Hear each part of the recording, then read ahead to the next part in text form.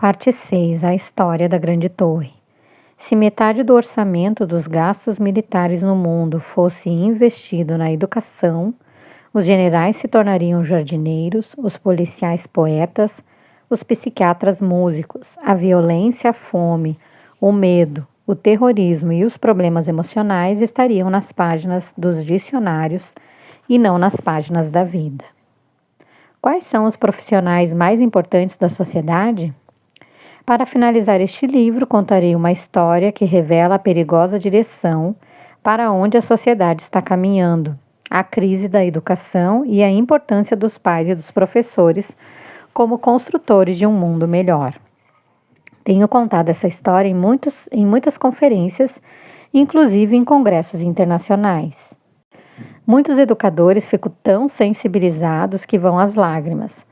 Num tempo não muito distante do nosso, a humanidade ficou tão caótica que os homens fizeram um grande concurso. Eles queriam saber qual a profissão mais importante da sociedade.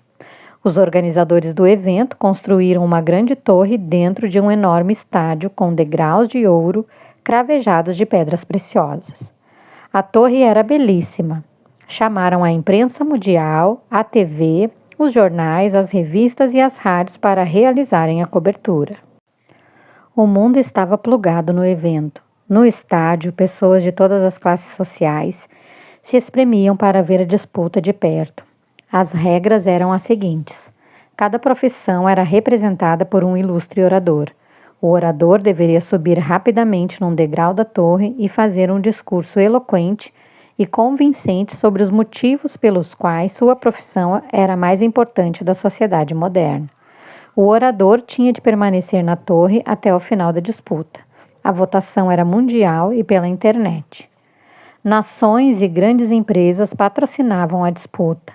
A categoria vencedora receberia prestígio social, uma grande soma em dinheiro e subsídios do governo. Estabelecidas as regras, a disputa começou. O mediador do concurso bradou: "O espaço está aberto." Sabem quem subiu primeiro na torre? Os educadores? Não, o representante da minha classe, a dos psiquiatras. Ele subiu na torre e a plenos pulmões proclamou: "As sociedades modernas se tornarão uma fábrica de estresse. A depressão e a ansiedade são as doenças do século. As pessoas perderam o encanto pela existência. Muitas desistem de viver. A indústria dos antidepressivos e dos tranquilizantes se tornou a mais importante do mundo." Em seguida, o orador fez uma pausa. O público, pasmo, ouvia atentamente seus argumentos contundentes. O representante dos psiquiatras concluiu: "O normal é ter conflitos e o anormal é ser saudável. O que seria da humanidade sem os psiquiatras? Um albergue de seres humanos sem qualidade de vida. Por vivermos numa sociedade doentia, declaro que somos, juntamente com os psicólogos clínicos, os profissionais mais importantes da sociedade." No estádio reinou um silêncio. Muitos na plateia olharam para si mesmos e perceberam que não eram alegres. Estavam estressados, dormiam mal, acordavam cansados, tinham uma mente agitada, dores de cabeça. Milhões de espectadores ficaram com a voz embargada. Os psiquiatras pareciam imbatíveis. Em seguida, o mediador bradou: "O espaço está aberto." Sabem quem subiu depois? Os professores? Não. O representante dos magistrados, os juízes de direito. Ele subiu num degrau mais alto e, num gesto de ousadia, desferiu palavras que abalaram os ouvintes. Observem os índices de violência. Eles não param de aumentar. Os sequestros, os assaltos e a violência no trânsito enchem as páginas dos jornais. A agressividade nas escolas, os maus tratos infantis, a discriminação racial e social fazem parte da nossa rotina. Os homens amam seus direitos e desprezam seus deveres. Os ouvintes menearam a cabeça, concordando com os argumentos. Em seguida, o representante dos magistrados foi mais contundente. O tráfico de drogas movimenta tanto dinheiro como o petróleo. Não há como extirpar o crime organizado. Se vocês querem segurança, aprisionem-se dentro de suas casas, pois a liberdade pertence aos criminosos. Sem os juízes e os promotores, a sociedade se esfacela. Por isso declaro, com o apoio dos promotores e do aparelho policial, que representamos a classe mais importante da sociedade. Todos engoliram em seco essas palavras. Elas perturbavam os ouvidos e queimavam na alma, mas pareciam incontestáveis. Outro momento de silêncio, agora mais prolongado. Em seguida, o mediador, já suando frio, disse: "O espaço está novamente aberto." Um outro representante mais intrépido subiu num degrau mais alto da torre. Sabe quem foi desta vez? Os educadores? Não. Foi o representante das Forças Armadas. Com uma voz vibrante e sem delongas, ele discursou: "Os homens desprezam o valor da vida. Eles se matam por muito pouco. O terrorismo elimina milhares de pessoas. A guerra comercial mata milhões de fome. A espécie humana se esfacelou em dezenas de tribos. As nações só se respeitam pela economia e pelas armas que possuem. Quem quiser a paz tem de se preparar para a guerra. Os poderes econômico e bélico, e não o diálogo, são os fatores de equilíbrio num mundo espúrio." Suas palavras chocaram os ouvintes, mas eram inquestionáveis. Em seguida ele concluiu: "Sem as Forças Armadas não haveria segurança. O sono seria um pesadelo. Por isso declaro, quer se aceite ou não, que os homens das Forças Armadas não são apenas a classe profissional mais importante, mas também a mais poderosa." A alma dos ouvintes gelou. Todos ficaram atônitos. Os argumentos dos 3 oradores eram fortíssimos. A sociedade tinha se tornado um caos. As pessoas do mundo todo, perplexas, não sabiam qual atitude tomar. Se aclamavam o orador ou se choravam pela crise da espécie humana que não honrou sua capacidade de pensar. Ninguém mais ousou subir na torre. Em quem votariam? Quando todos pensavam que a disputa havia se encerrado, ouviu-se uma conversa no sopé da torre. De quem se tratava? Desta vez eram os professores. Havia um grupo deles da pré-escola, do ensino fundamental, do médio e do universitário. Eles estavam encostados na torre, dialogando com um grupo de pais. Ninguém sabia o que estavam fazendo. A TV os focalizou e projetou num telão. O mediador gritou para um deles subir na torre. Eles se recusaram. O mediador os provocou. Sempre há covardes numa disputa. Houve risos no estádio. Fizeram chacota dos professores e dos pais. Quando todos pensavam que eles eram frágeis, os professores, com o incentivo dos pais, começaram a debater as ideias, permanecendo no mesmo lugar. Todos se faziam representar. Um dos professores, olhando para o alto, disse para o representante dos psiquiatras: "Nós não queremos ser mais importantes do que vocês. Apenas queremos ter condições para educar a emoção dos nossos alunos, formar jovens livres e felizes para que eles não adoeçam e sejam tratados por vocês." O representante dos psiquiatras recebeu um golpe na alma.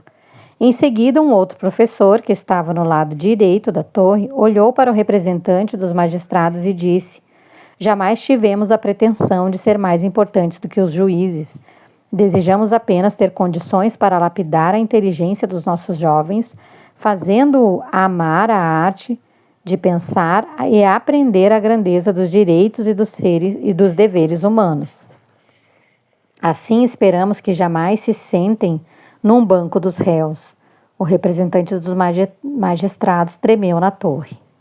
Uma professora do lado esquerdo da torre, aparentemente tímida, encarou o representante das Forças Armadas e falou poeticamente: "Os professores do mundo todo nunca desejam ser mais poderosos nem mais importantes do que os membros das Forças Armadas. Desejamos apenas ser importantes no coração das nossas crianças. Almejamos levá-las a compreender que cada ser humano não é mais um número na multidão, mas um ser insubstituível, um ator único no teatro da existência." A professora fez uma pausa e completou: Assim, eles se apaixonarão pela vida e, quando estiverem no controle da sociedade, jamais farão guerras. Sejam guerras físicas que retiram o sangue, sejam as comerciais que retiram o pão. Pois cremos que os fracos usam a força, mas os fortes usam o diálogo para resolver seus conflitos. Cremos ainda que a vida é obra-prima de Deus, um espetáculo que jamais deve ser interrompido pela violência humana. Os pais deliraram de alegria com essas palavras, mas o representante do judiciário quase caiu da torre. Não se ouvia um zumbido na plateia. O mundo ficou perplexo. As pessoas não imaginavam que os simples professores que viviam num pequeno mundo das salas de aulas fossem tão sábios. O discurso dos professores abalou os líderes do evento.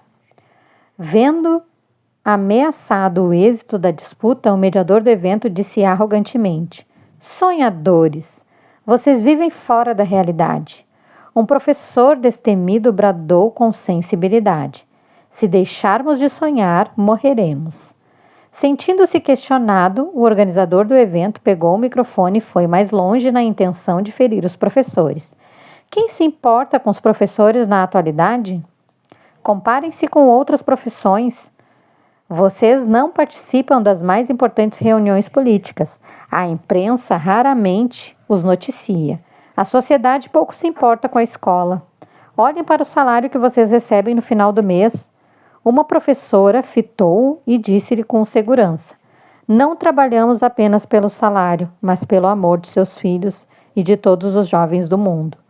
Irado, o líder do evento gritou: sua profissão será extinta nas sociedades modernas. Os computadores os estão substituindo. Vocês são indignos de estar nesta disputa. A plateia, manipulada, mudou de lado. Condenaram os professores. Exaltaram a educação virtual. Gritaram em coro: computadores, computadores, fim dos professores! O estádio entrou em delírio, repetindo esta frase. Sepultaram os mestres. Os professores nunca haviam sido tão humilhados. Golpeados por essas palavras, resolveram abandonar a torre. Sabem o que aconteceu? A torre desabou. Ninguém imaginava, mas eram os professores e os pais que estavam segurando a torre. A cena foi chocante. Os oradores foram hospitalizados, os professores tomaram então outra atitude inimaginável. Abandonaram pela primeira vez as salas de aula. Tentaram substituí-los por computadores, dando uma máquina para cada aluno. Usaram as melhores técnicas de multimídia. Sabem o que ocorreu? A sociedade desabou. As injustiças e as misérias da alma aumentaram mais ainda. A dor e as lágrimas se expandiram. O cárcere da depressão, do medo e da ansiedade atingiu grande parte da população. A violência e os crimes se multiplicaram. A convivência humana, que já estava difícil, ficou intolerável. A espécie humana gemeu de dor. Corria o risco de não sobreviver. Estarrecidos, todos entenderam que os computadores não conseguiam ensinar a sabedoria, a solidariedade e o amor pela vida. O público nunca pensara que os professores fossem os alicerces das profissões e o sustentáculo do que é mais lúcido e inteligente entre nós.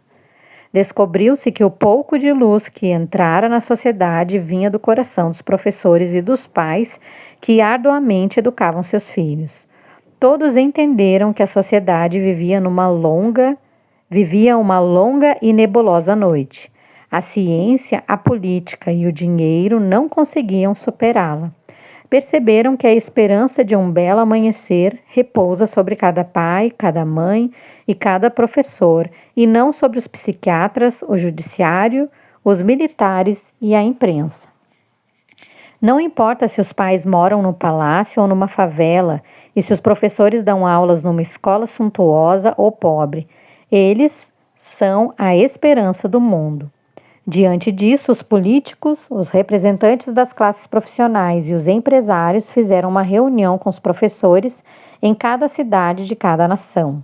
Reconheceram que tinham cometido um crime contra a educação. Pediram desculpas e rogaram para que eles não abandonassem seus filhos. Em seguida, fizeram uma grande promessa. Afirmaram que a metade do orçamento que gastavam com armas, com o aparato policial e com a indústria dos tranquilizantes e dos antidepressivos seria investida na educação. Prometeram resgatar a dignidade dos professores e dar condições para que cada criança da torre fosse nutrida com alimentos no seu corpo e com o conhecimento na sua alma. Nenhuma delas ficaria sem escola. Os professores choraram. Ficaram comovidos com tal promessa. Há séculos eles esperavam que a sociedade acordasse para o drama da educação. Infelizmente, a sociedade só acordou quando as misérias sociais atingiram patamares insuportáveis. Mas, como sempre, trabalharam como heróis anônimos e sempre foram apaixonados por cada criança, cada adolescente e cada jovem. Os professores resolveram voltar para a sala de aula e ensinar cada aluno a navegar nas águas da emoção. Pela primeira vez, a sociedade colocou a educação no centro das suas atenções. A luz começou a brilhar depois de uma longa tempestade. No final de 10 anos, os resultados apareceram, e depois de 20 anos, todos ficaram boquiabertos. Os jovens não desistiam mais da vida. Não havia mais suicídios. O uso de drogas dissipou-se. Quase não se ouvia falar mais de transtornos psíquicos e de violência. E a discriminação? O que é isso? Ninguém se lembrava mais do seu significado. Os brancos abraçavam afetivamente os negros, as crianças judias dormiam na casa das crianças palestinas. O medo se dissolveu, o terrorismo desapareceu, o amor triunfou. Os presídios se tornaram museus, os policiais se tornaram poetas, os consultórios de psiquiatria se esvaziaram, os psiquiatras se tornaram escritores, os juízes se tornaram músicos, os promotores se tornaram filósofos. E os generais descobriram o perfume das flores, aprenderam a sujar suas mãos para cultivá-las. E os jornais e as TVs do mundo? O que noticiavam? O que vendiam? Deixaram de vender mazelas e lágrimas humanas. Vendiam sonhos, anunciavam a esperança. Quando essa história se tornará realidade? Se todos sonharmos este sonho, um dia ele deixará de ser apenas um sonho. Considerações finais. Enquanto escrevi o final deste livro, tive o desejo de reunir alguns dos professores do passado, fazer um jantar para eles e agradecer-lhes. Também fiquei motivado a reunir meus pais fora de datas comemorativas e dizer-lhes o quanto eles foram importantes para mim. Se você tiver um desejo semelhante, faça o mesmo. Se não valorizamos as nossas raízes, não temos como suportar as intempéries da vida. O poético sonho do resgate do valor da educação, esculpido pela história da Grande Torre, ainda é uma miragem no deserto social.